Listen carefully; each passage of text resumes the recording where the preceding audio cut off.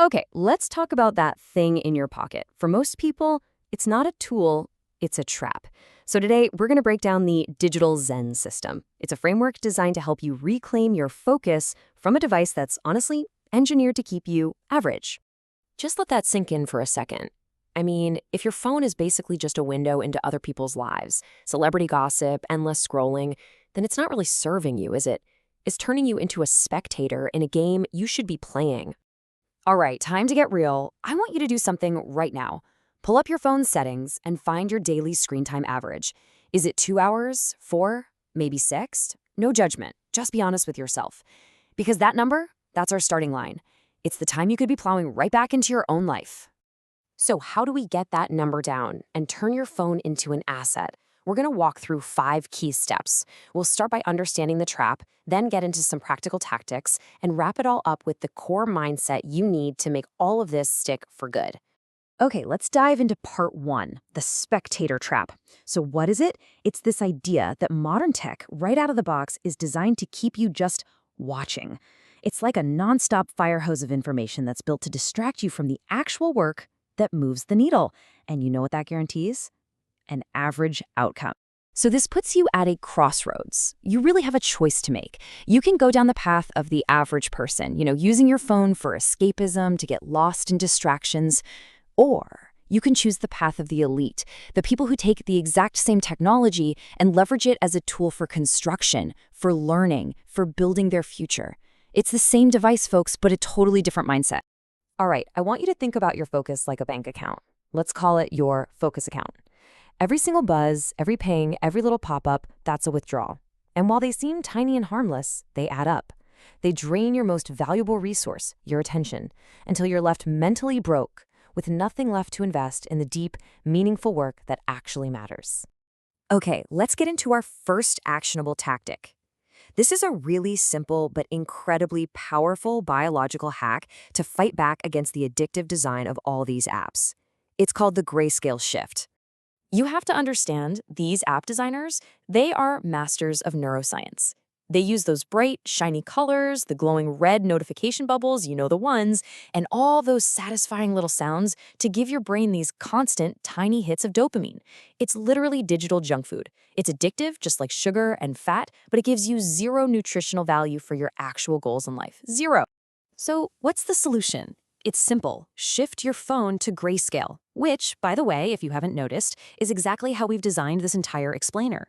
It immediately makes the screen way less alluring. That whole dopamine feedback loop, it just breaks. Your phone stops being this shiny toy and turns back into a simple tool. And just like that, you're not a victim of its design anymore. All right, so once you've stripped away the screen's addictive colors, it's time to actually design your digital environment. And for peak performance, we're going to use something called the 3-app rule. Think about it. Your phone's home screen is some of the most valuable real estate in your life.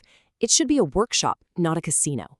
Every single app you put there should be a tool that helps you build, create, and produce. It should scream, I am an owner, not I am just a consumer. I mean, just look at the difference here. The before dock is just filled with consumption apps, social media, news, games. It's a black hole for your time. But the after dock, that's the 3-app rule in action. It has only the essentials for creation and organization, your calendar to manage time, your notes to capture ideas, and one core communication app. Everything else, it gets hidden away, out of sight, out of mind. But look, taking back control isn't just about what's on your phone, it's also about where your phone is. So now we have to zoom out a little, from the digital world to the physical one, and start creating some real boundaries to protect our attention. Here's a super simple system you can use. Number 1, protect your morning. Get up early, before the world starts screaming for your attention. And for the love of all that is holy, do not look at your phone. Second, create physical boundaries. When it's time to do deep work, put the phone in another room. Seriously, get it out of your sight. And third, run a Sunday reset. Sit down and actually plan your week so that you own your time instead of just reacting to whatever comes your way. And this next quote, man, it just says it all. Think about that. Without a plan, your time gets claimed by everybody else. Your boss, social media, random texts. A system makes you the owner of your time. You're no longer in debt to someone else's agenda. And that brings us to the final piece of the puzzle, and honestly, it's the most important one, the mindset. Because all these tactics, all these hacks, they're completely useless unless you truly adopt the underlying belief that you are the architect of your life and that your time is the most precious building material you have. This chart right here, it shows the great equalizer. The most successful, productive person you can possibly think of has the exact same 24 hours in a day that you do. The only difference, the only variable that matters in the entire equation is how they choose to use that time. That's it. That's the whole game. Which, of course, leads us to this one. Unavoidable truth. 99% of your life is on you. Your success, your failures, where you end up, it's your responsibility. So stop waiting. Stop waiting for permission. Stop waiting for someone else to come and solve your problems. The power is, and always has been, entirely in your hands. And look, if you need any more proof of just how serious this is, just think about this for a second. The very same people who design these addictive technologies, the Silicon Valley pioneers who became billionaires from them, you know what they do?